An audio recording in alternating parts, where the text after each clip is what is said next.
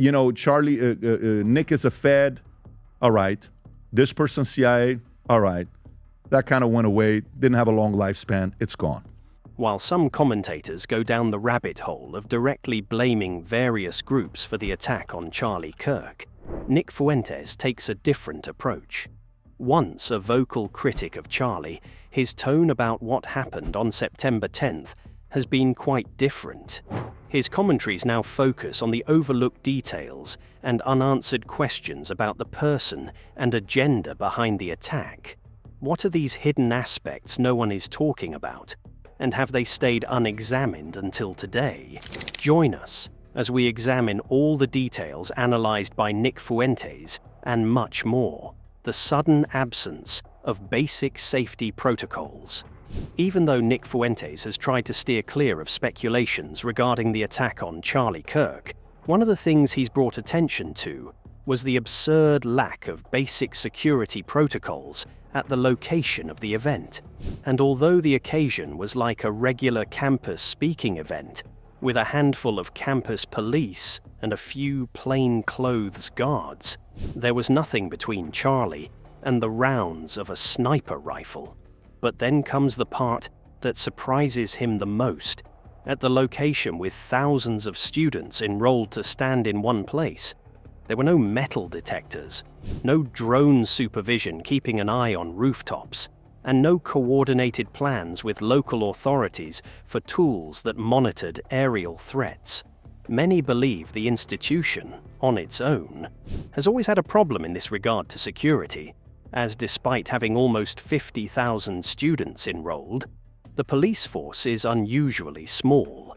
Local sources claim there are about 23 officers in total, roughly implying that over 1,000 students rely on one officer for protection.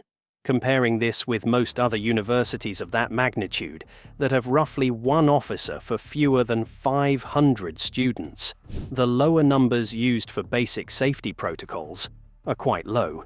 As for the event alone, only 6 officers were assigned to keep things in check, and that had to be bolstered by Charlie's personal protective team and plainclothes dispersed across the crowd. Local sources claim that none of them deployed modern tools available for easy detection, even though the buildings surrounding the courtyard gave almost perfect vantage points for silent watch and sniper positions. Despite this, no drone was used to scan those rooftops of the event, and it seemed the active cameras weren't actively kept in check for suspicious access to elevated positions or high platforms. Worse yet was the lack of expected checks, with one attendee allegedly walking in without formal compliance and still not getting checked. As far as Nick Fuentes is concerned, for someone as famous and influential as Charlie Kirk, this sudden level of exposure is quite unusual. Public events for high-profile people usually come with multiple security protocols and risk assessments. These things are expected to be put in place when someone so polarizing is making an appearance in the presence of thousands, live and online. Worse yet, this happened barely a year after the attack on the correct president during a rally in Pennsylvania. The mistake made by one of the best security teams was that the rooftops near the stage were not kept under constant monitoring before the major event happened. There were always gaping holes in communication between the local and federal law enforcement loops. From his perspective, these were lessons learned over a year ago on basic protocols on public events revolving around political figures, with lots of controversy, like Charlie Kirk. And even beyond that, even the meager emergency response and communication systems had too many weak spots. Reports indicate that the location lacked a fire marshal for event planning, and 2 out of 3 campus emergency radio channels failed to meet the standard signal strength, making it ineffective to coordinate fast operations during a crisis similar to what happened. Many institutions with large political speakers or events usually make sure nothing tragic happens by having radios with backup channels, mobile command units, and effective coordination with local law enforcement, which is especially important for events such as the Comeback Tour. It is for this reason Nick Fuentes believes the lawmakers in Utah are calling for stricter rules for public universities to have security tests similar to those required in K-12 schools after Uvalde. Beyond that, there are more details, particularly about the young perpetrator who wasn't caught by the authorities until he decided to turn himself in. This, dear viewer, is where the situation takes a huge turn. The man behind the crime. When Tyler Robinson's name came up for the first time across various headlines after the attack on Charlie Kirk, almost nobody knew who he was. Up to that point, aside from participating in a few public demonstrations as a background character, the 22-year-old had lived a relatively quiet life in St. George, Utah. Almost no one knew him outside his hometown, that is, until he became the center of one of the most shocking acts of violence in recent American history. And then comes the big mystery. How could a young man having no criminal record or public profile carefully plan and carry out an attack so vile but effective? And why wasn't he caught until he decided it was time to turn himself in? The verified facts provided by the authorities are few and far between, not they stood out the most. This is because at the time, Tyler Robinson was the average person dwelling in a small apartment in southern Utah. He lived with a partner who was a proud and vocal member of the Pride community. He worked multiple part-time jobs and spent most of his free time playing online video games. Though he was a registered voter, often associated with the left side of the spectrum, the actual records show he wasn't actively associated with any political party. Ironically enough, his family and former classmates said he came from a very conservative religious background before growing into a different worldview that warranted his violent actions. Before then, there was no history of attacks, legal trouble, or even mental illness. The rifle that was used in the attack was a Mauser bolt-action, a classic hunting weapon that belonged to his grandfather. In an interview with the family members, investigators were told that the rifle was passed down to him as a gift. This means the weapon was not stolen or bought illegally, but was something he knew how to use and had always been within his reach. Forensic testing showed that his DNA was found on the trigger and handle, and the weapon was found left in the woods. The forensic scientists allegedly noticed there was a delicate effort to wipe off all forensic evidence with the towel, and it was wiped, wrapped up, and left near Utah Valley University, and security footage showed a man running from the rooftop, where the shot was said to have come from. When it was found in the woods, it was immediately logged as potential evidence, but there was a catch. Finding a rifle meant little until it was tied to a person. By basic protocol, the rifle needs to be photographed, bagged, tagged, and entered into the National Integrated Ballistic Information Network. And this was where things got very complicated. It marked the first major delay, as the rifle was over 30 years old with the serial numbers worn out and hard to read. More work needed to be done at the Quantico lab, and even they had a hard time finding out the weapon's sale or registration history in all the accessible records. It was for this reason that the investigation took much longer than expected, just to catch the culprit. Nick Fuentes also points to the precision of the attack, as Tyler Robinson knew ahead of time that Charlie was coming to the university that afternoon. The event was put up as part of the American Comeback Tour, and the timeline leading up to that moment raised even more questions. Based on the text messages logged from the evening of the previous day, the offender left home early that morning and arrived at the campus just hours before Charlie's speech. He spent time at the tip of the roof of the Losse Center building and waited for the right moment. He aimed about 150 meters from the stage and pulled the trigger before escaping down a maintenance ladder and running east across the parking area before leaving the rifle under the trees on the edge of the campus. Inside the towel were several unfired cartridges, and each of them carried short messages engraved on them. Some of them were mocking internet jokes. A few of them were strong and ideological, while others are still being investigated. Right-leaning news outlets say these things were written as violent political statements, while others affirm the internet jokes show that all the inscriptions were simply attempts aimed at provoking attention. And the complications don't stop there. Prosecutors reported that the offender had texted his partner not long before the shooting with one bubble writing, "Some hate can't be negotiated out," and another saying, "The opportunity to take him out."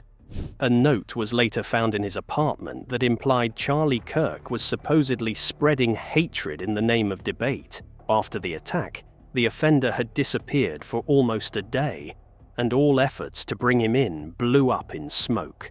That wasn't until his family recognized him from the images released by local news stations and called for help from a retired detective in their local church, who helped the authorities arrange his surrender.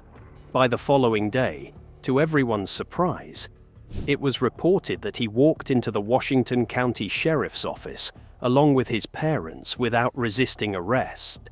And since then, he's been charged with several offenses, including aggravated murder. Various prosecutors in Utah announced they will seek capital punishment as the penalty for the crime. And while various mainstream outlets abruptly marked this as the end of the Charlie Kirk situation, the public circles back to not just how he was killed, but a better reason as to why he suddenly resorted to such an extreme act of violence. And though it seems these questions have been answered by the authorities as the offender being against Charlie's public opinions on sensitive issues, it doesn't seem to be enough reason for a young man with no criminal record to suddenly attack someone. But, according to Nick Fuentes, there are many layers of explanation, and none of them is simple. Those who were close to the offender say that the past 2 years have done a number on him. Recent events in his life had made him less social, cynical, and vocal about his political opinions. During this time, he had grown fed up with conservative commentators and always quoted liberal people in casual conversations. Friends described him during this time as being jaded and angry, arguing politics like he was trying to prove something nobody else cared about. He had grown obsessed with those he disagreed with, and without anyone understanding enough to talk with, things only got worse. Nick Fuentes points out that this explanation gives context on the offender's motivation, but still leaves gaping holes in the timeline. For example, the crime shows that he had some practical knowledge of how to handle a sniper rifle. Yet from the investigations and verified information made public, there is no evidence that the offender ever had formal training on how to do it. The prosecutors looking forward to capital punishment are now having a hard time deciding how his crime was planned out, as no one knew for sure whether the inscriptions on the ammunition were put there days or hours before the crime. Some thought it had to do with his relationship with his partner, who was a vocal member of the Pride community. After all, Charlie Kirk had always been one of the most outspoken critics of the Pride community. But yet again, there are many problems with this conclusion, as the court documents show that the offender's partner did not know what he was up to that day. Also, aside from his obsession with conservative commentators, there's been nothing confirming that the offender was ever diagnosed with any mental illness. But most of his actions seem to prove this wrong, beginning from his calm surrender to his composure and clear communication with the authorities. All of these gestures paint a picture of someone who supposedly knew what he was doing without being under the influence of any mental diagnosis. Perhaps the biggest reason people are skeptical about the official reports is that large parts of his story haven't been disclosed. As of the making of this video, there has been no public declaration or any trail of online posts demonstrating his intent. All the authorities worked with, as far as the public knows, are engraved bullets, a few text messages, and the crime. These are just a few things few and far between, leading many to believe that there must be something bigger at play. Could there have been bigger hands at work in orchestrating the crime? Or was it just a young man who just happened to succeed at committing a capital offense? The lack of answers has made people curious about whether Tyler Robinson acted alone or was put up to it by someone hidden from plain sight. But, officially, the authorities had gone through several communication logs and financial records and found no signs of foreign links and conspirators. This leaves the question about where the sudden precision needed to pull this off might have come from, and the investigations are still underway. Nick explained in a recent podcast episode that what makes things even harder to accept is the fact that there is no clear confession or more detailed evidence of the person's motives. It is one thing to disagree politically, but a lot more to think a violent move was necessary. It is for this reason that other commentators like Candace Owens believe Tyler Robinson was nothing more than a pawn used by the actual perpetrators to cover their tracks. Let's explore what they had to say about the investigations. Other stories behind the perpetrator. Nick Fuentes has always been vocal about those who never accepted the official story concerning Tyler Robinson. One of those people was the popular conservative commentator Candace Owens. From the first few hours after Tyler Robinson was confirmed to be the perpetrator, Owens insisted he was being set up, and she allegedly knew this because the official narrative given by the authorities supposedly had too many contradictions. As far as she was concerned, the public was being lied to. Candace Owens stopped believing the official narrative because of the alleged missing evidence. For one, she said there was no clear video footage showing that the suspect had ever set foot on the campus before the day of the shooting. She also found the idea that someone could do a successful sniper attack on a massive political figure in broad daylight to be nonsensical. All the authorities provided, according to her, were shapes and shadows, with none of them explicitly identified as Tyler Robinson. During a podcast episode, she said that no one has seen anything that places the man at the scene, and neither the authorities, saying they were holding back important information, confirming that they had caught the wrong person. She found the story that the criminal's father had turned him in after finding the rifle in the family photos. She said the entire story was nothing more than fiction and part of an effort to paint the family as good people and honest whistleblowers. As for the bad state of mind, the man was supposedly put in as per his conflicting views and obsession with conservative figures he disagreed with. Candace Owens called these official reports on Robinson pre-written scripts that were made up to justify why he got arrested. She and many others also doubt the messages allegedly sent to his roommate shortly before Charlie got attacked, with one saying that the hate couldn't be negotiated out before referring to taking out Kirk. This was because none of the logs and texts were revealed in full context to make more sense of the messages. After all, in her view, if they took so long in identifying the origins of a single rifle, how did it take a few hours for them to take, verify, and prove those texts as valid through legal means so fast? All the events read like a script from her view, including the engraved bullets. Also, If the stories told by Tyler's family and friends were true, then how could someone with no formal training on how to fire so well pull off such an act? She pressed further by taking a look at the engravings side by side with those of the older bullet casings, before arguing that the cartridges were tampered with after they were supposedly found. According to her, this happened just 36 hours after the examination started, enough time to tamper with the evidence and twist the narrative to fit their selfish agenda. And that's not all. You see, Candace Owens wasn't the only person who spoke out about this. Matt Walsh, a famous member of the conservative media group called the Daily Wire, a firm Candace Owens used to be a part of, alleged that the text messages from the perpetrator to his partner read like something out of a television script. The phrasing didn't sound like anything anyone today would type. All the phrasings felt short and declarative, and were perfectly timed references that told a lot without showing anything. According to Walsh, no mentally healthy human being writes like that when they are about to commit a crime. And that's why he supposed that the texts may have been made up by Robinson and his partner to cover the tracks leading to those who drove him to do this. Though Walsh made it clear that he wasn't jumping to conclusions as he could be wrong, he insisted that strange messages like that only get written when someone else is trying to prove they are the ones responsible for it.